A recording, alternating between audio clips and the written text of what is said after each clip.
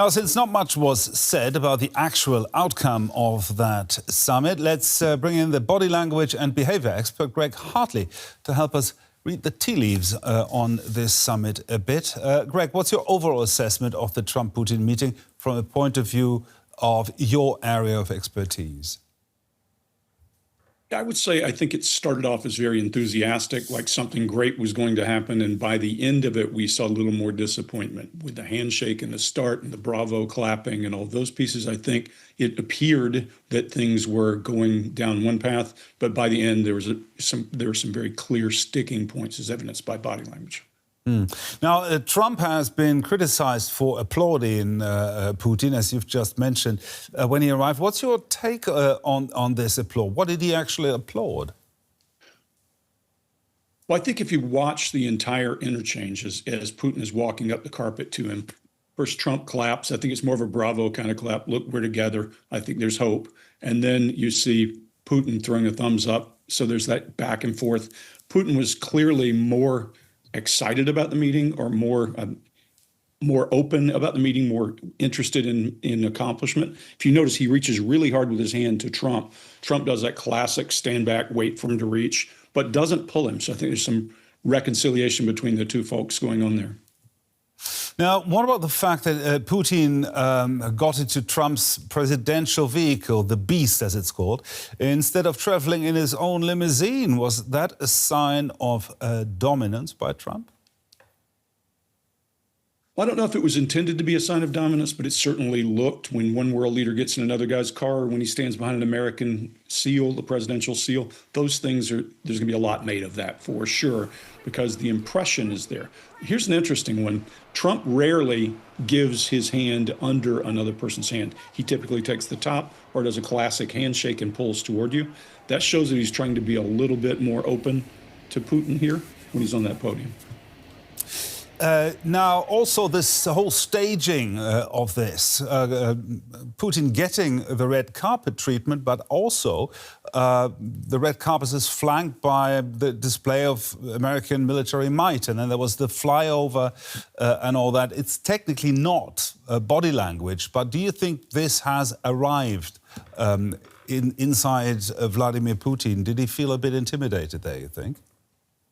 Well, if you watch it, the body language does play in. I'm an intelligence guy by trade, but as the body language does play in, if you notice, he looks up and then he does a double take, because this is an escort of a B-2 bomber, and we know we're about 4,500 miles from Moscow with that. So I'm sure it plays a part, whether you want it to or not. And I think he is very smart about not playing up his body language very much, but you notice a double take as he looks up at the B-2. Now, also, let's talk about the press conference following the meeting. How do you interpret the leader's body language in that press conference? Well, this is where I think they probably settled most of, let's make up a number and say they had 15 issues they were going to resolve. 10 were probably resolved before the meeting, and there were 5 that were sticky. And I think they got down to just a handful. If you listen to the real language and watch Trump's blink rate as he says we have one that's pretty sticky, I think is the word he uses, there's an indicator that caused stress, and it might be a very large and insurmountable one around how much territory. Something like that would be my guess. The body language and behavior expert Greg Hartley there, talking to us from Atlanta in the US. Thank you very much for sharing your expertise with us. My pleasure. Thank you. And we can now bring in Joshua Shifrinson. He's an associate professor at international policy at the University of Maryland. And his research focuses on the rise and fall of great power politics and strategy.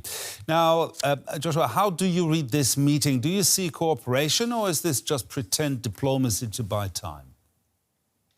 Well, there's certainly an argument out there that this is all pretend diplomacy to buy time, that this is somehow an American concession to Putin for having this meeting. Instead, though, I view it very much as a waypoint on the pathway to cooperation. Any peace deal, any negotiation, any ceasefire between countries at war involves extended negotiations. And the fact that this first meeting was unsuccessful doesn't actually tell us much about the end result. The fact that they have agreed to have a follow-on meeting with Zelensky on Monday, the fact that the European partners are being briefed on the issues right now, the fact that both President Putin and President Trump tried to put a positive spin on the conversation, all says to me that this was a productive meeting. Obviously, we don't know what productivity means in this context, but it looks to have been productive. And ultimately, I expect it to take us further down the road towards an eventual negotiation, an eventual peace deal. Now, we've mostly heard from commentators that Putin is the clear winner of this meeting. But I'd like to take a closer look at the optics there, the staging from the US side. Because first, Putin had to come to the US, not to a nice hotel in a neutral country, as he would have preferred, but a US and a military installation. He did get a red carpet, yes, but that red carpet was flanked by a display of America's most sophisticated fighter jets. And he didn't get a reception with military honors. Instead, he was greeted by a flyover, by a B-2, that's a long-range stealth bomber, which can be equipped with nuclear weapons. Yet another display of America's military power and long reach. Now, hasn't the US been sending some not-so-subtle signals here? What's your take?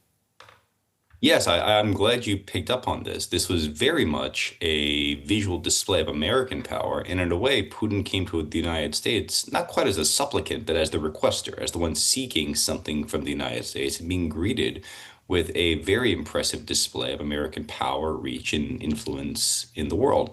I view this very much as a very not so subtle reminder by President Trump to President Putin that if President Putin doesn't come along with a peace negotiation, with some kind of end to this conflict, that the United States could change course. It has many cards to play, and that Russia, which has thus far made up pretty well under the Trump administration, may be subject to more sanctions and certainly American penalties going forward. It's a reminder to Putin to play ball. Otherwise, the United States has cards to play of its own. Now, you just touched upon this. Before the meeting, Trump promised major steps against Russia, but he stopped short of secondary sanctions, like punishing anyone buying Russian oil with tariffs. How do you interpret this? Well, we have to remember that the United States has interests beyond those just involved with Russia and Ukraine. Obviously, the Russia-Ukraine war is the big issue of the day, but the U.S. has concerns vis-a-vis China. It has ongoing negotiations, outreach with India, has concerns with Japan, certainly, so on and so negotiations. It's an ally of Japan, certainly, so on and so forth. And so while the possibility of imposing secondary sanctions are there, the choice to do so has to be weighed relative to the cost, not just the benefits of doing so because of the Russia-Ukraine war, but also what it means for American foreign policy, American strategy more broadly. And if I were the president, I would be very cautious in imposing secondary sanctions on countries like India, on countries like China, that the United States has to do business with on a number of issues separate from the Russia-Ukraine war. Joshua Shifrinson, thank you very much. My pleasure. Thank you.